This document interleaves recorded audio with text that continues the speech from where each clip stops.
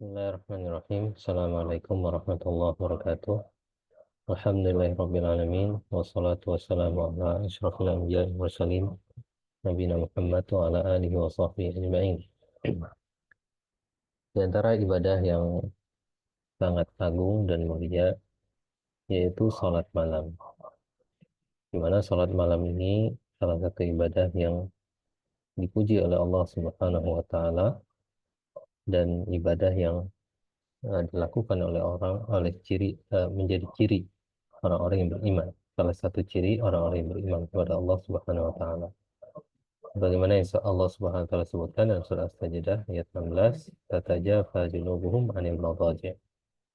Orang-orang yang beriman itu jauh lambung-lambung mereka dari tempat tidur.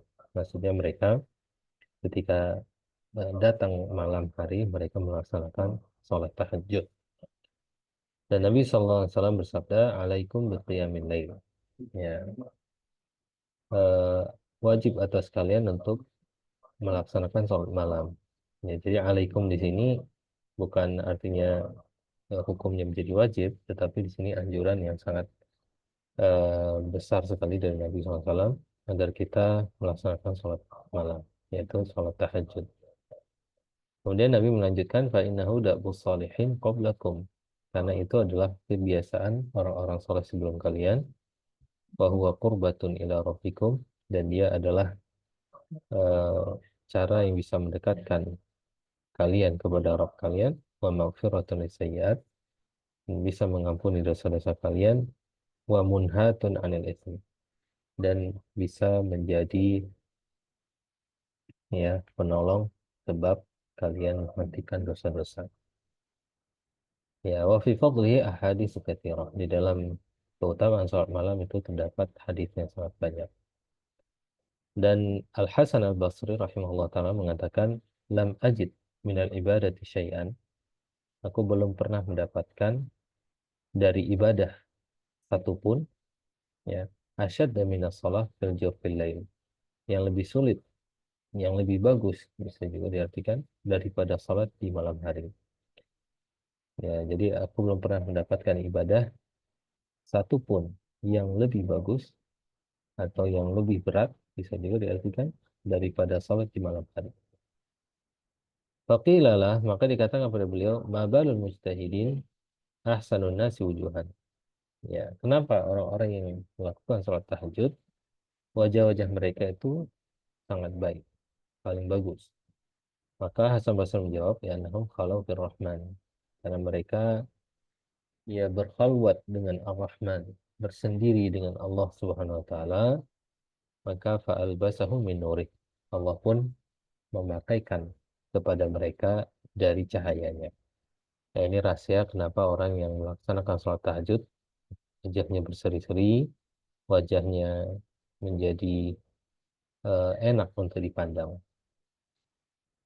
Baik, kemudian eh, di dalam kitab ini, Al-Imam Ibnu Qudamah menjelaskan hal-hal apa saja yang bisa memudahkan seseorang untuk melaksanakan sholat malam. Kata beliau, tahuilah, anna qiyamal laili sa'bun. Bahwasanya sholat malam itu sulit sekali untuk dilakukan. Ya, ini sesuai dengan yang dikatakan oleh Al-Hasan Al-Basri, ya, yaitu asyad. Ya, itu amalan ibadah yang paling berat daripada sholat. Enggak ada. Hmm. Illa man wufiqa liqiyam. Kecuali memang orang yang diberikan taufik oleh Allah Subhanahu wa taala untuk bisa melaksanakan sholat malam. Bisyurutihil muyassarah lah, dengan syarat-syarat yang memudahkan baginya untuk melakukan sholat itu. Ya, apa saja penyebab atau sebab-sebab yang bisa memudahkan seorang untuk sholat malam? Yang pertama, fa'amma zahir, sebab yang zahir, fa'alla yuksarul akla, jangan dia memperbanyak makan. Ya, karena ba'duhum yaqul, sebagian mereka mengatakan, ya ma'syarul muridin, wahai orang-orang yang memiliki keinginan, ya, la ta'kulu katsiran, jangan kalian makan terlalu banyak. Fatashrabu katsiran, sehingga kalian akan minum banyak. Kalau makan banyak, tentu konsekuensinya minumnya juga akan banyak. Fatanamu katsiran, Ya, konsekuensi berikutnya kalian akan tidur banyak. Ya, jadi kalau makan banyak akan minum banyak. Kalau udah minum banyak, ya perut kekenyangan, maka akan tidur banyak. Ya, patah seru kathiran, sehingga kalian pun akan merugi dengan banyak. Ya, jadi jangan makan dengan berlebih-lebihan. Ya, apalagi di malam hari. Nah, ini kalau kekenyangan di malam hari bisa tidur dengan kebablasan, tidak sanggup untuk bangun melaksanakan sholat tahajud. Wa minha di antara sebab yang bisa mudahkan seorang untuk sholat tahajud, alla yut'iba nafsahu bin nahar. Jangan seseorang ya membuat dirinya terlalu kelelahan di siang hari. Bil a'mali syaqqah, dengan pekerjaan-pekerjaan yang sulit, yang berat. Ya, eh, terlebih-lebih pekerjaan itu memang nggak penting, nggak urgent, nggak perlu dia melakukan hal itu. Ya, karena kalau seorang sudah terlalu capek, maka dia akan tidur dengan pulasnya di malam hari. Wa minha, di antara sebabnya, alla yatrukal qailulata bin nahar, yaitu dia hendaknya dia tidak meninggalkan qailulah, tidur sejenak di siang hari. Ya, fa innaha tu'inu ala qiyamil lail. Karena tidur siang malam hari itu bisa membantu seorang untuk sholat malam. Wa minha ayajtanibal auzar. Dan di antaranya, di antara sebab ini bahkan termasuk sebab yang paling penting, ya agar seorang mampu melakukan sholat tahajud, hendaknya dia meninggalkan dosa-dosa.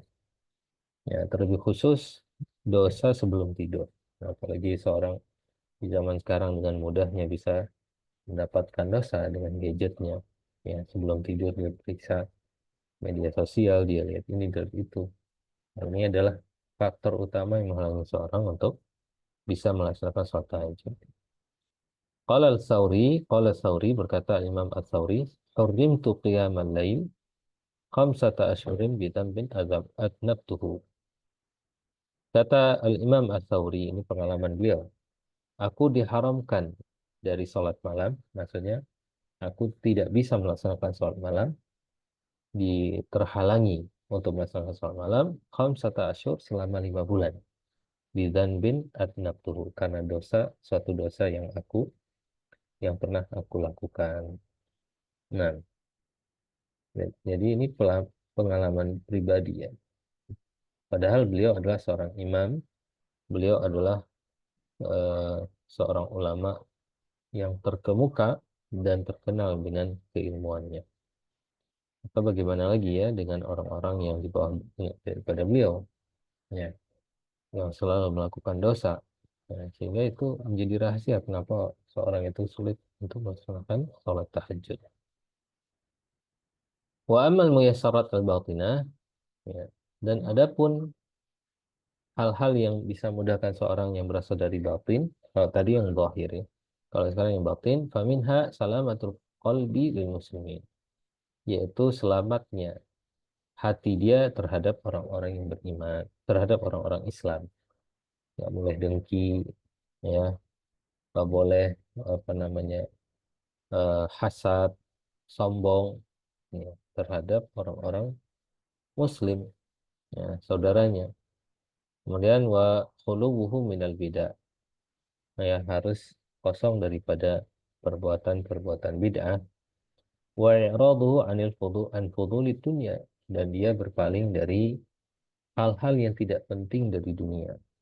Ya, banyak ngobrol, banyak berteman, banyak menonton, bahkan ini fudul, ini sesuatu yang mubah tetapi tidak ada kaitannya dengan akhirat, apalagi dengan hal-hal yang berbau dosa.